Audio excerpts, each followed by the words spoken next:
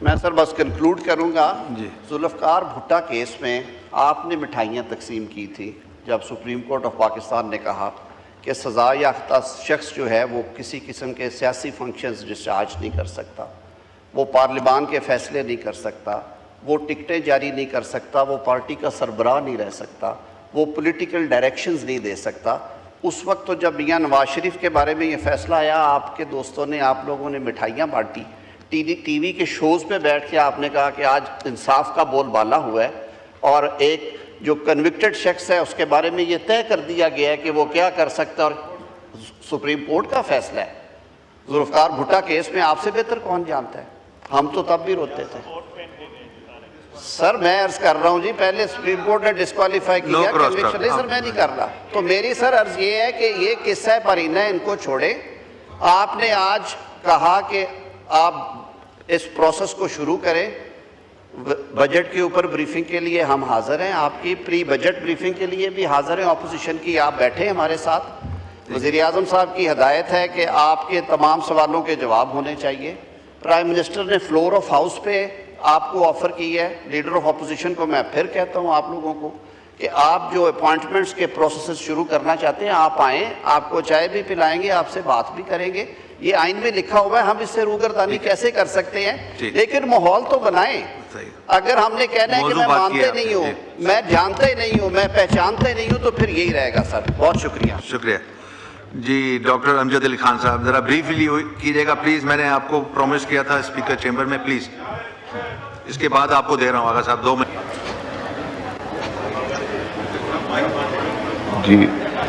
جی شکریہ جناب اسپیکر صاحب. میرا سمپل سا کویشچن ہے کہ ہر مذہبی کلی ہے, 20 ٹینکر بھی آ رہے ہیں, اور یہاں پہ حکومت کہہ رہی ہے کہ 28 دن سٹاک بھی موجود ہے, تو پیٹرول مہنگا کرنے کا کیا جواز یہ رکھتے ہیں کہ اتنا بڑا بوجھ عوام پہ ڈالا گیا؟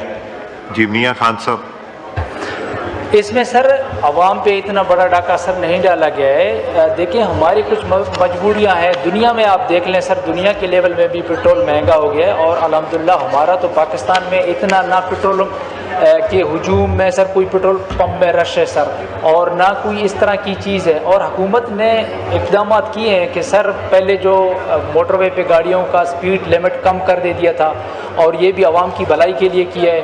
اور یہاں انشاءاللہ پیٹرول کی جو قیمتیں ہیں وہ دنیا کے لیول میں تھوڑا بڑھ گئے تھے سر. وہ ہمارا کوئی یہ نہیں ہے کہ پاکستان نے صرف بڑھا دے دیا تھا. ہم عوام کے لیے مزید بہتری کے لیے پیٹرول کے بارے میں کمیٹی بنے ہوئے ہیں, اوگرا نے کمیٹی بنائے ہوئے ہیں. ہر 15 دن کے بعد سر اس کے ریٹوں میں رد بدل کر رہے ہیں, اور عوام کے لیے مزید انشاءاللہ بہتر کریں گے سر. Thank you.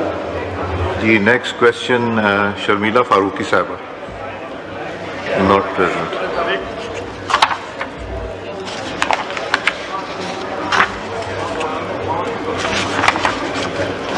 جی next question Syed Rafiullah صاحب. تھینک یو جناب اسپیکر. 135 question number. جی آنسر بھی ٹیکن ایز ریڈ, سپلیمنٹری کیجیے. سر یہ آنسر میں اگین منسٹری اس بات کو آن کر رہی ہے, اور میں سر جب ہم پرائیویٹائزیشن کے خلاف نہیں ہیں, لیکن وہ پرائیویٹائزیشن جو عوام کے مفاد میں ہوں. اگر آپ پرائیویٹائزیشن سرمایہ داروں کے مفاد میں کرنا چاہتے ہیں تو اس کا نقصان پھر پاکستانی قوم کا ہے, اور اس پارلیمنٹ کی ذمہ داری بنتی ہے. سر جب کے الیکٹرک کو ایگریمنٹ کیا گیا تھا, جس ٹائم کے الیکٹرک کو پرائیویٹائز کیا گیا تھا کراچی پاور کارپوریشن کو, تو اس ٹائم معاہدے میں جو بات کی گئی تھی کہ انہوں نے اس بات کو مانا تھا کہ ہمارے پاس 2400 میگا واٹ پیداوار کی کیپیسٹی ہے, لیکن آج بھی نیشنل گریڈ سے 2000 میگا واٹ ان کو دیا جا رہا ہے. تو آیا اس کے اوپر گورنمنٹ اتنے سالوں میں کیوں ایکشن نہیں لے رہی؟ ایسا کیا مکمکہ ہے کہ عوام کے اوپر ظلم ہو رہا ہے اور حکومت कोई भी हुकूमत हो, जितनी हुकूमतें आई हैं जी। इस सरमायादारों के सहूलतकार बने, ना के अवाम के सहूलतकार बने। तो खुदारा इसका एक तफसीली जवाब लीजिएगा सर। जी। कराची के लोग पार्लियामेंट की तरफ देख रहे हैं कि क्या करते हैं हमारे नुमाइंदे। आमिर के बाद दोबारा कराची में इलेक्शन होता है, असलम खान इनके एमएनए थे। इलेक्शन कमीशन कहता है कि कराची से इस्लामाबाद रिजल्ट चेंज होते, जब जाते हुए चेंज हुआ है। तो ये आपका ट्रैक रिकॉर्ड है, नहीं तो कासम सूरी साहब पूरा टेनोर जो है वो स्टे पे गुजार के गए हैं। आपने हमेशा बात की कि जनाब हमने अपने लीडर को रिहा कराना है, रिहाई छोड़े, अभी आप मुलाकातों पे मिन्नतें कर रहे हैं। तो आपके पास पॉलिटिकल ऑर्गेनाइजेशन ही वीक है, आपके पास पॉलिटिकल ऑर्गेनाइजेशन ही कमजोर है। आप इलेक्शन क्या जीतेंगे जब आप अपने लीडर की मुलाकात के लिए मिन्नतें कर रहे हैं?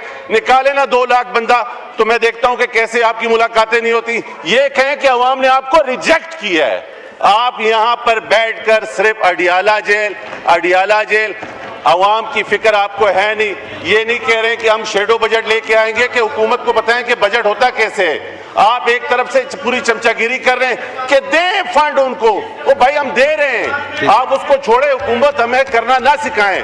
लेकिन जब आप यहाँ के बैठ के ये बात करेंगे कि जिस इलेक्शन को हमारे पाकिस्तान पीपल्स पार्टी के जियालों ने घर घर जाके लोगों को कन्विंस करके एक वाज़ेह अक्सरियत लेके आए, और उसमें भी आज आपको बुरा लग रहा है, तो माजरत के साथ पाकिस्तान पीपल्स पार्टी का हर वर्कर, हर जियाला, अगर उसकी क़ियादत जेल में होती तो लग पता जाता कि होती क्या है। आप खुद काम के हो नहीं और बातें दूसरों पे करते हो। हिम्मत करो, अपने चेयरमैन को बाहर भी निकालो और मुलाकात भी करो। होता कुछ नहीं है।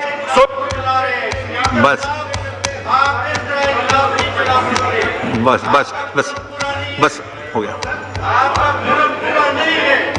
जी। माइक खोले, आखिरी बात करें, पाकिस्तान पीपल्स पार्टी वाली मिसाल ये कि ना छेड़ मलंगा में पड़ जाएंगे टंगन। हुकूमत के साथ लगे रहो, हमारी तरफ मत आओ। शुक्रिया। नूर आलम साहब, पॉइंट ऑफ ऑर्डर। शुक्रिया।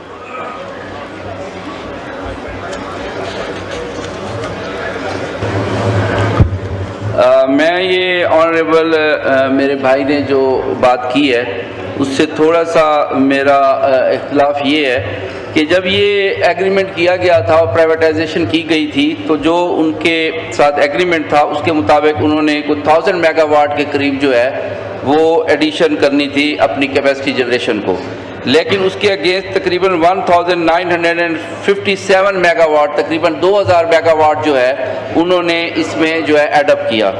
अब प्राइवेटाइजेशन की जो बात है जनाब स्पीकर, तो इसमें आप देखें कि उन्होंने जब ये प्राइवेटाइज हुआ था अप्रैल 2009 से टिल टुडे $4.7 बिलियन की जो है इन्वेस्टमेंट की गई है। अब ये जो बात की गई है कि वाकई ये है कि 2400 मेगावाट जो है उनकी अपनी कैपेसिटी जनरेशन है और 2000 मेगावाट जो है वो नेशनल ग्रिड से उनको दिया जाता है। तो उस वक्त जब ये एग्रीमेंट